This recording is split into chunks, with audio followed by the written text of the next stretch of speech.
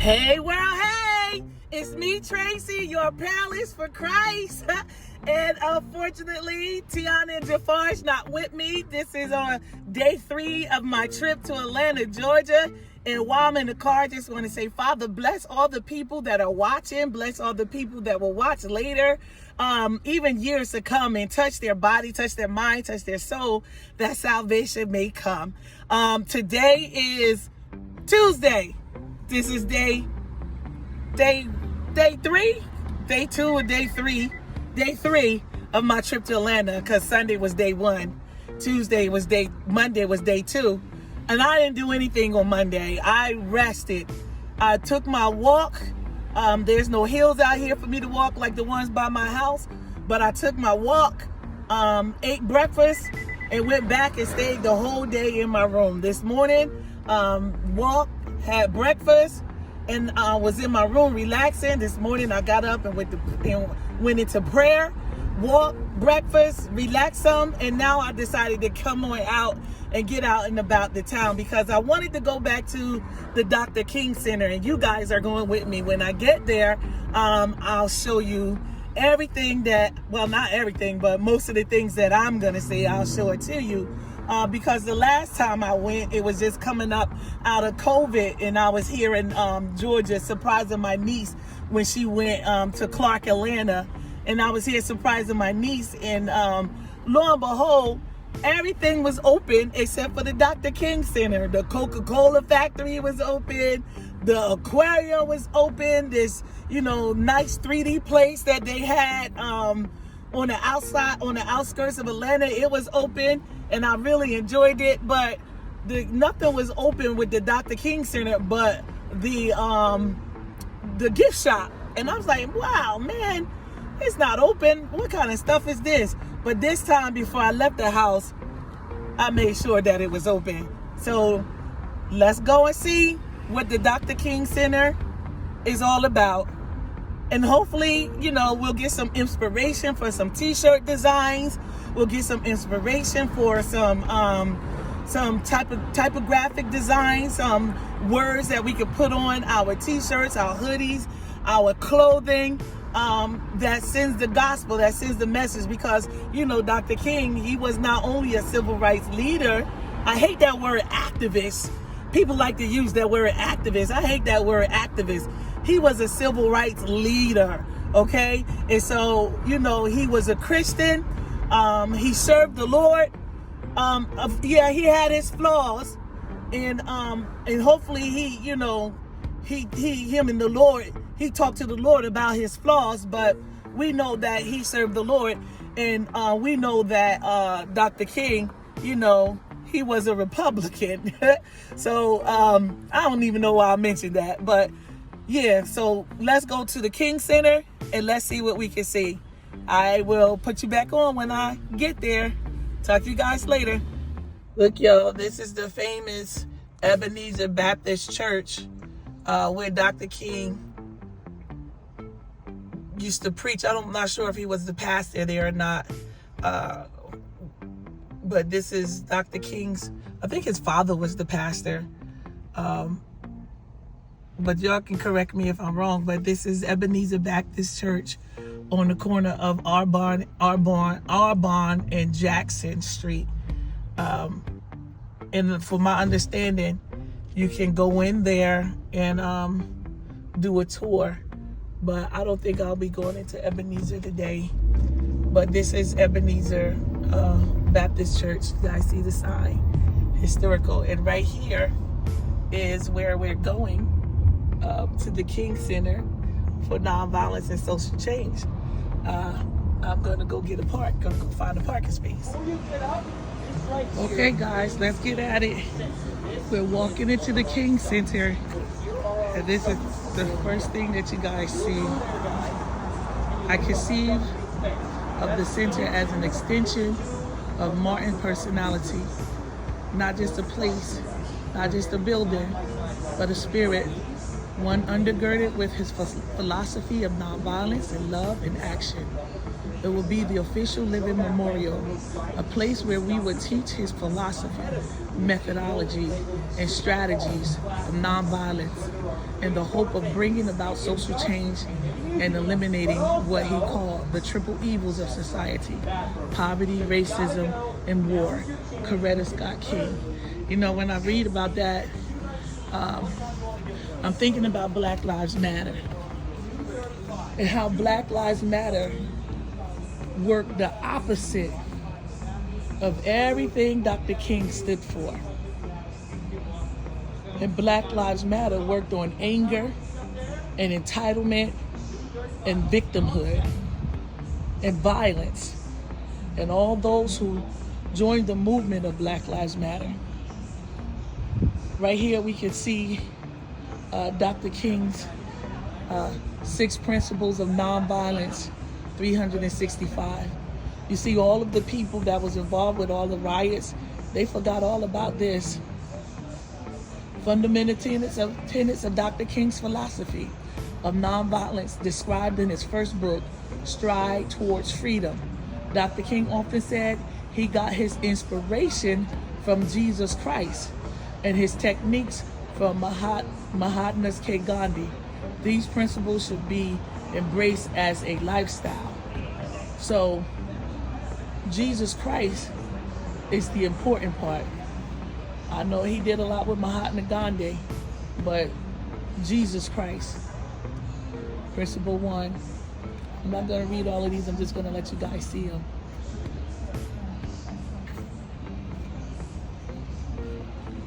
Principle 2.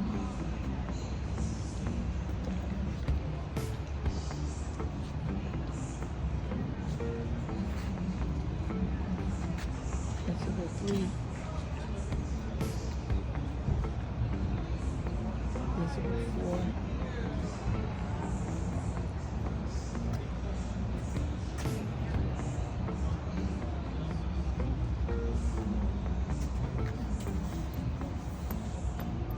Principle 6.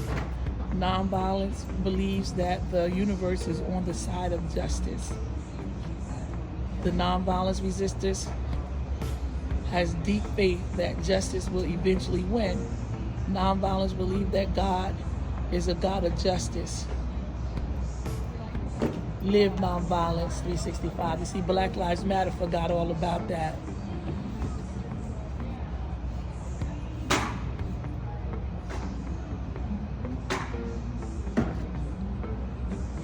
Whereas the civil rights marches, when they took a knee unto God, and they prayed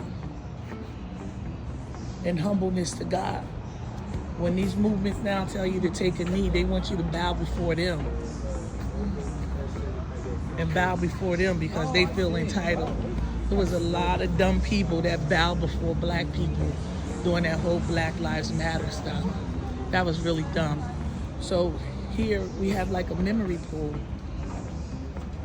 Let me see if you guys can see it. A waiting reflection pool. A waiting reflection pool. And it holds the encasings of Dr. King and his wife. But this is really beautiful.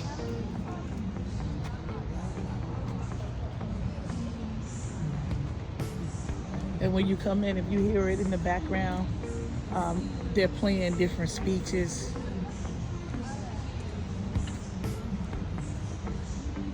But I really don't want to dwell too much on, where they're buried, but they're buried in this area right here. Dr. King and Coretta Scott King.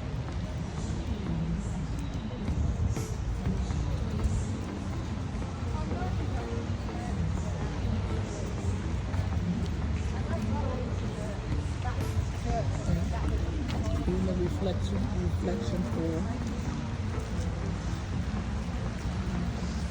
Like a mighty stream. This is so beautiful. Like a mighty stream. Can you guys see that? And righteousness.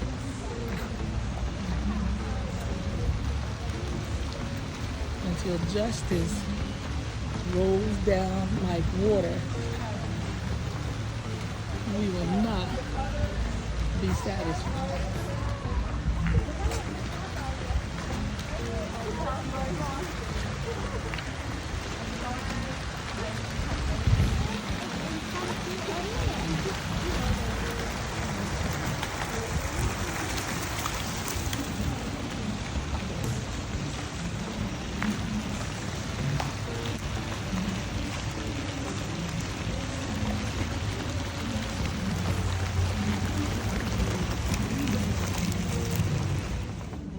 So this is the gift shop.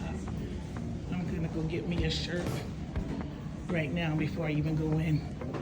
Okay, so I just went into the gift shop and I purchased two Nonviolence t-shirts. I have my DTL t-shirt on, Draw the Line, today, but I'm gonna change my t-shirt into my Nonviolence t-shirt before we get started. Okay, I got my Nonviolence t-shirt on and I'm ready to go. Let's see.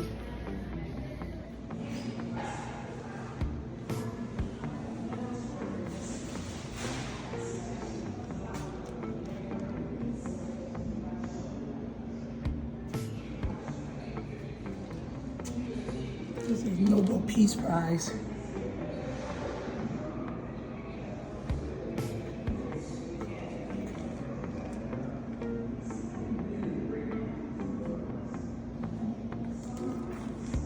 Engraved Steuben Bowl presented to Dr. King by Rabbi Jacob Rothschild in January of 1965 at Atlanta's first multiracial dinner.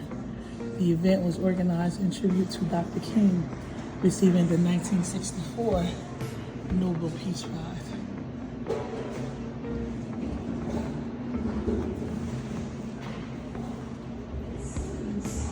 Let's see. What is this room called?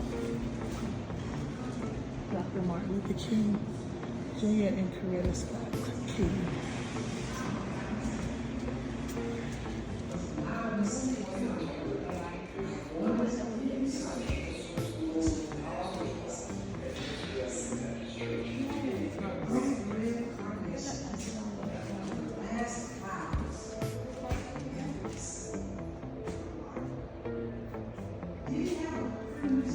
The wallet Dr. King carried to Memphis. These were some of his suits. Passport. These were some of his rings, his cufflinks, and the cologne that he wore. Martin wore Armis. I don't even know what that smelled like. Tie clips. Shoes.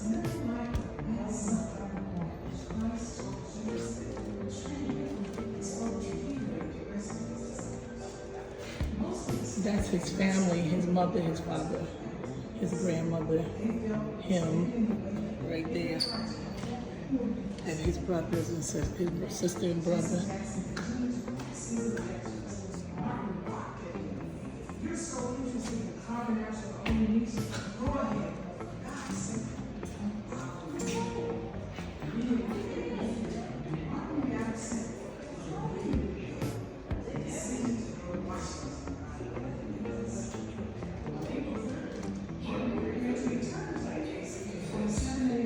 This is the stuff he took with him at the Lorraine Hotel.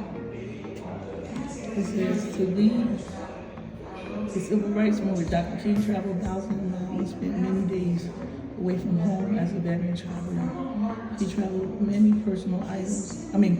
He traveled like this suitcase, which he took to Memphis on his last trip, contains many personal items characteristic of the man.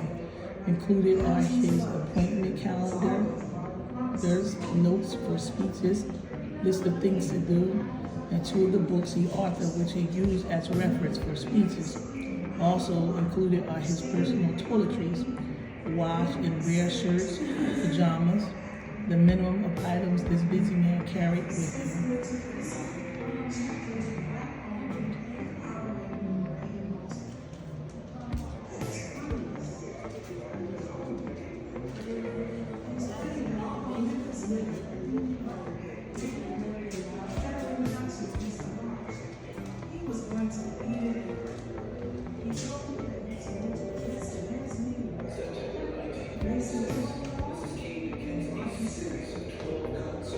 Presidential Medal of Freedom given by Jimmy Carter after Dr. King passed. This is Coretta Scott King accepting it.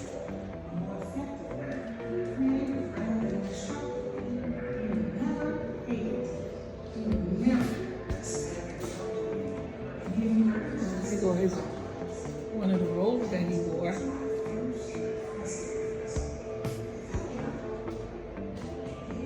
The Spingarn Medal. I don't know what the Spingarn Medal is. National Association for the Advancement of Colored People awarded Dr. King the Spingarn Medal. That's the NAACP. Boy, I don't even know what the NAACP do these days. They just a mess.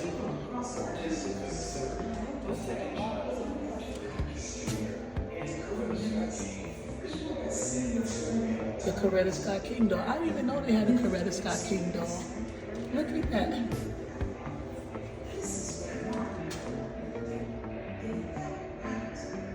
She wrote a book, My Life with Martin.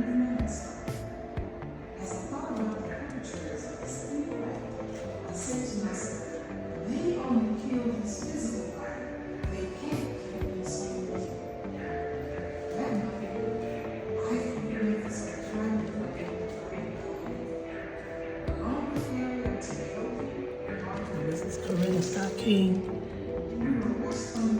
I'm guessing she addressed somebody, I don't know. This is the robe she was wearing.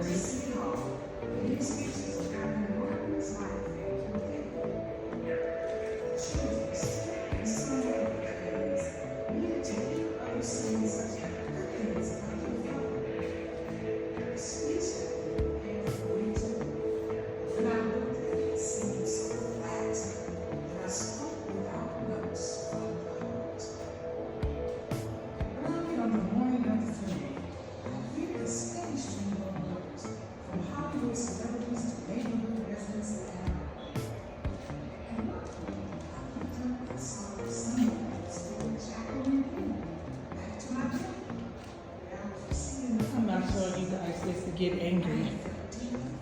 Oh, pretty dress. Because y'all know me. I know there's racism in the world, but it's nothing like it was before. You should use that as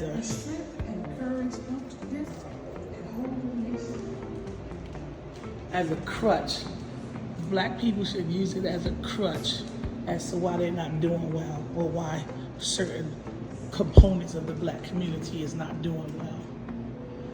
This is interesting.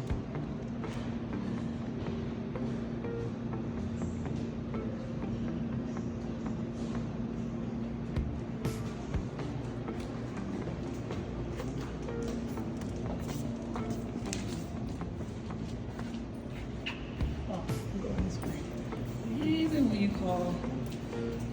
when you call it racism, it's really not. It's just good and evil. That's it. That's what the world is, good and evil. Some people got good hearts, some people got evil hearts.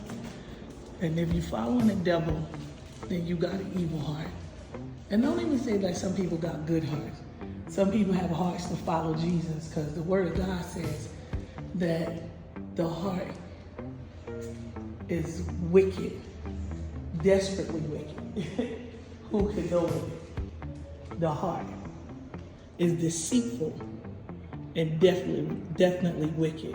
Deceitful and desperately wicked. Who can know it? So it's good and evil. Oh, this is the room that they contributed to Mahatma Gandhi. I was trying to figure out what room this is. This is their contribution to Mahatma Gandhi.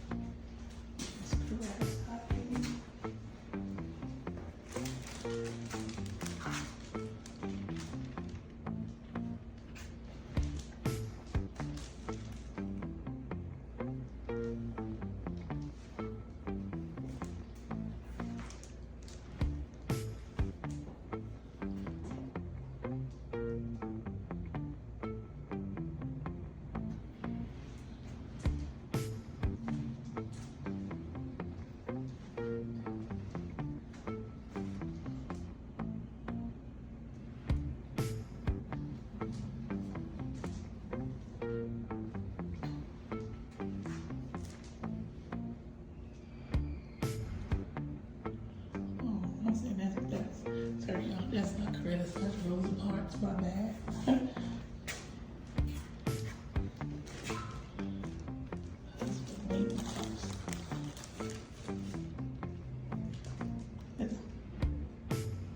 Isn't that something? I just thought about it. We never heard about her husband. It just dawned on me right now when I read it that she had a husband, Mr. Raymond Parks.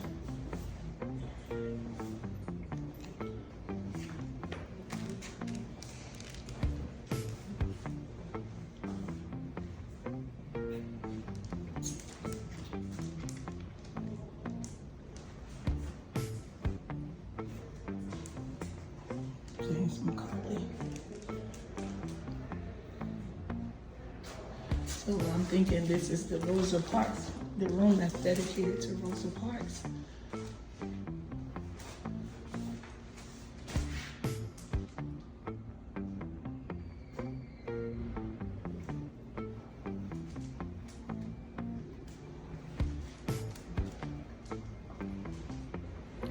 Well, okay, I think that's it, guys. What do you think? I know they have another building across the street, the Center for Nonviolent Justice. I think it is, but we're not going over there. I hope you guys enjoyed yourself. All right, bye. I forgot to show you guys this. This is what they call the Stone of Hope. Let's see what this says.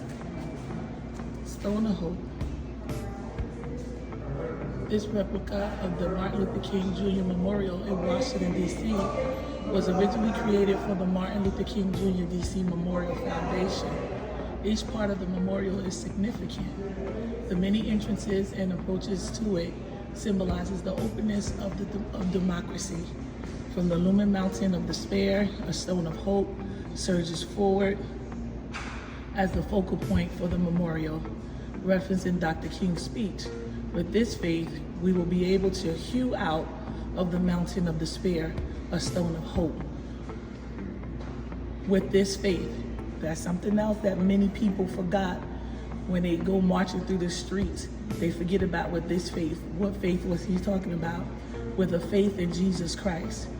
There, the striking likeness of Dr. King captured him in a moment of reflective thought, determined and resolute. The detachment of the stone of hope from the mountain of despair symbolizes victory born from disappointment. The quote acknowledged the history of the civil rights struggle in America. They can continue to serve as inspiration to others fighting for civil rights around the globe. The memorial's location enhances the core of the city, beautiful, that Pierre L'Enfant envisioned in 1791. And the Macmillan Plan expanded in 1901. The plans aim to create an entire city to remind us of what we should be trying to achieve as a nation, as a society, and as human beings on this planet.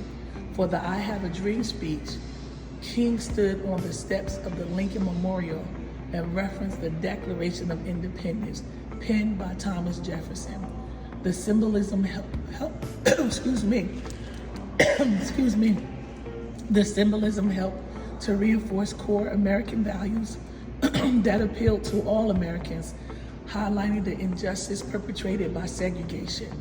The King's Memorial location along the line connecting the Thomas Jefferson and Lincoln Memorials helped to reinforce the connection between these three leaders at three important moments for civil rights in our nation's history.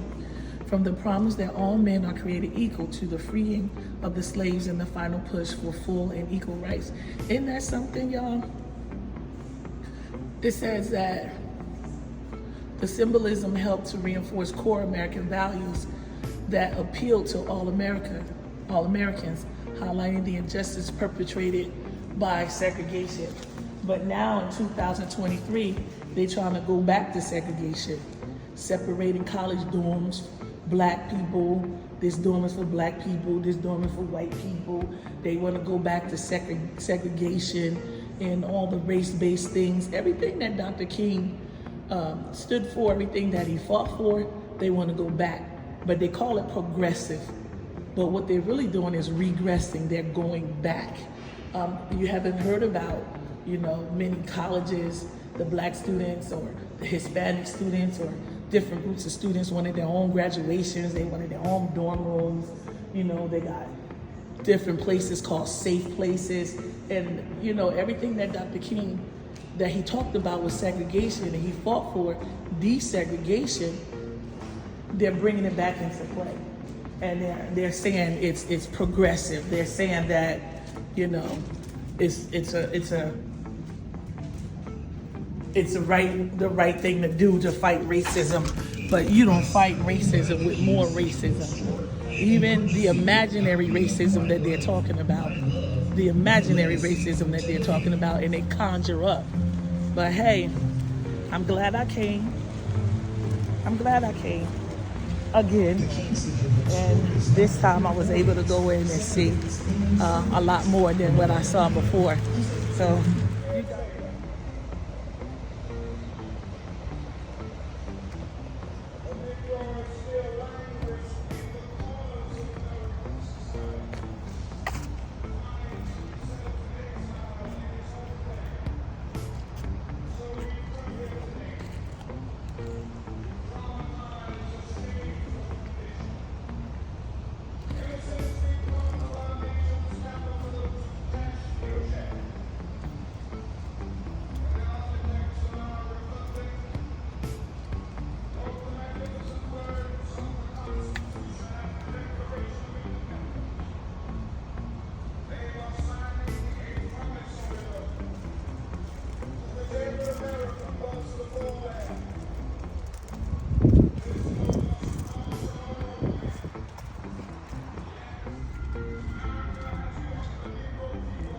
some extra stuff.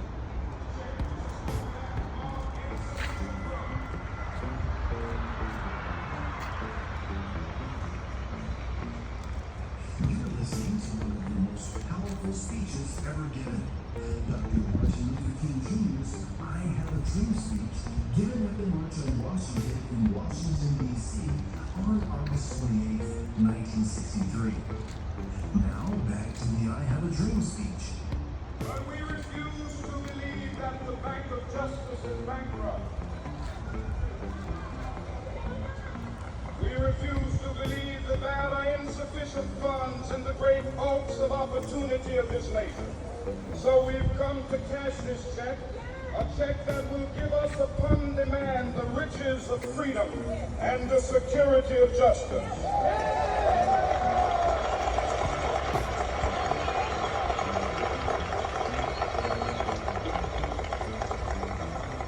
We have also come to this hallowed spot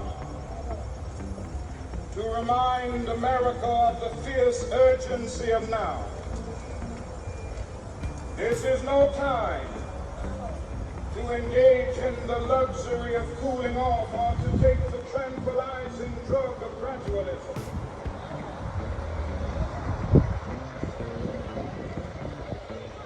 Now is the time. Now is the time to shine.